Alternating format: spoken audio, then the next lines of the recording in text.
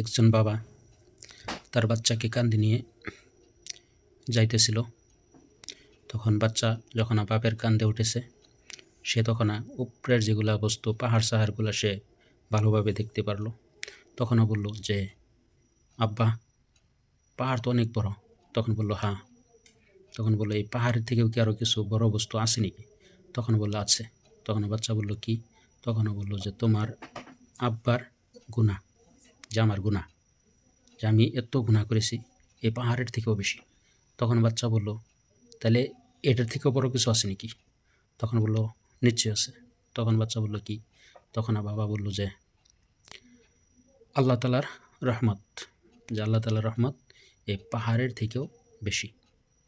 তাই জানেন যে আল্লাহ তালা কোরআনুল কারিমের ভিতরে যে বলেছেন, লা তাকনাতু মির রাহমাতিল্লাহ, যে বান্দা নিরাশ হয় না, যতই গুনাহ করেছ ঘাবড়ে যাও না, নিরাশ হয় না, ফিরে আসো। আল্লাহ তালার রহমত অনেক বেশি। আমার আপনার গুনাহ যদি পাহাড় সমতুল্য হয়ে থাকে না, আল্লাহর রহমত আরশে আজিম পর্যন্ত আছে। আমার আপনার গুনাহ যদি আসমান পর্যন্ত হয়ে থাকে না, আল্লাহর রহমত আরশ পর্যন্ত আছে।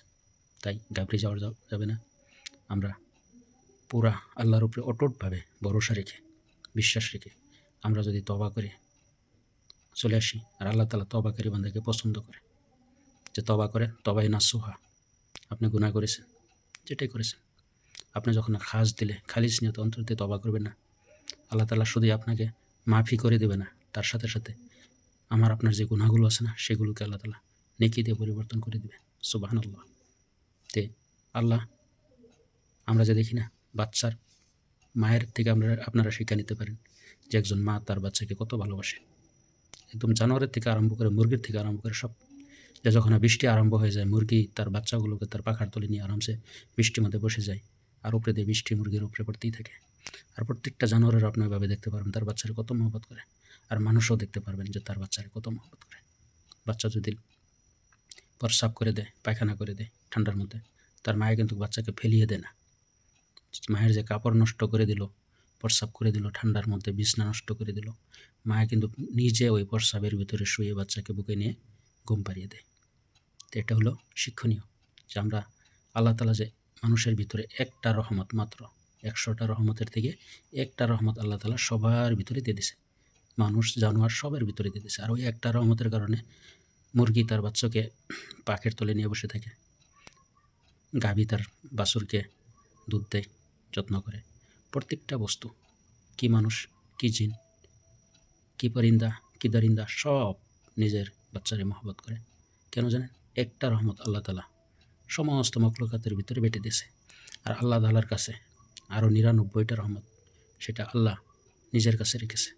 তে একজন মা তার ছেলেকে, বাচ্চাকে যত মহব্বত করে, তার থেকে 70 গুণ বেশি মহব্বত আল্লাহ তাআলা তার বান্দাকে করে।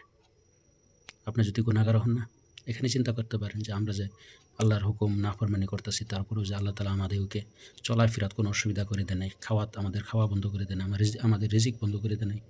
আমাদের জন্য সব কিছু আল্লাহর নিজাম ওইভাবেই জারি রেখেছে। আমরা তো নাফরমানির উপরে নাফরমানি করেই যাচ্ছি। তো আল্লাহ তাআলা কত দয়াবান, এখানে চিন্তা করেন।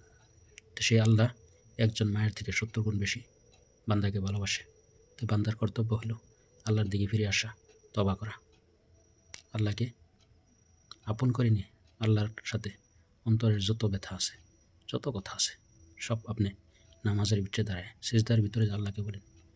তো আপনার বন্ধু আল্লাহ যখন হয়ে যাবে, তখন এই দুনিয়া আর যত কিছুই আছে আপনাকে আমাকে কিচ্ছু করতে পারবে না। কেন জানেন?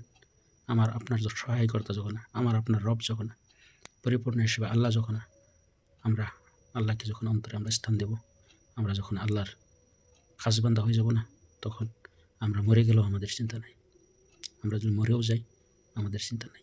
সেই কারণে মৃত্যুটা কারো জন্য, মৃত্যুটা হলো কারো জন্য তফা, যে আল্লাহ তাআলার সাথে দিদার হওয়ার একটা সাঁকো, ব্রিজ। যেরকম নদী পার হইতে সাঁকোর দরকার পড়ে, ব্রিজের দরকার পড়ে, সেরকম। আর মওতটা হলো এরকম ইমানদারের জন্য তফা, হাদিয়া, যে আল্লাহর সাথে দিদার হওয়ার জন্য খালি মওতটাই তার ভিতরে মাধ্যম। মওতটা হওয়ার সাথে সাথে তার আল্লাহর সাথে দেখা হয়ে যাবে। আর যে নাকি আল্লাহর সাথে তালুক করতে পারলো না, তার জন্য মওতটা হলো ভয়ানক আযাব। আর একজন ইমানদারের রূহ আজরাইল আলাইহিস সালাম যখন আসবে, সে সুন্দর পরিবেশে আসবে, তার সাথে জান্নাতের ফেরেশতারা থাকবে, আর তার রূহটা বের হয়ে চলে আসবে আরামসে, সে কোনো কষ্ট পাবে না। আর একজন নাফরমান বান্দার রূহ আজরাইল আলাইহিস সালামকে দেখার সাথে সাথে তার রূহগুলা তার অঙ্গ প্রত্যঙ্গের ভিতরে পালাইতে থাকবে, বের হবে না। তখন তাকে, সেই রূহটাকে যখন টেনে ছেঁচড়ে ভিতর থেকে বাহির করা হবে, তার পাওয়ের থেকে আরম্ভ করা হবে, আর সেই ব্যক্তির যে কত কষ্ট হয় সেগুলো হাদিসে বর্ণিত আছে। ইনশাআল্লাহ আমরা সবাই ভালো কাজ করব, কারো কোনো খারাপ করব না, আল্লাহ তাআলার উপর অটুটভাবে বিশ্বাস করব, আল্লাহর নবী সাল্লাল্লাহু আলাইহি সাল্লামের সুন্নতি তরিকে আমরা আমাদের আমলগুলোকে আমরা করব। তো সবাই আমার জন্য দোয়া করবেন, কোনো ভুল বেয়াদবি হলে ক্ষমার দৃষ্টিতে দেখবেন। আসসালামু আলাইকুম।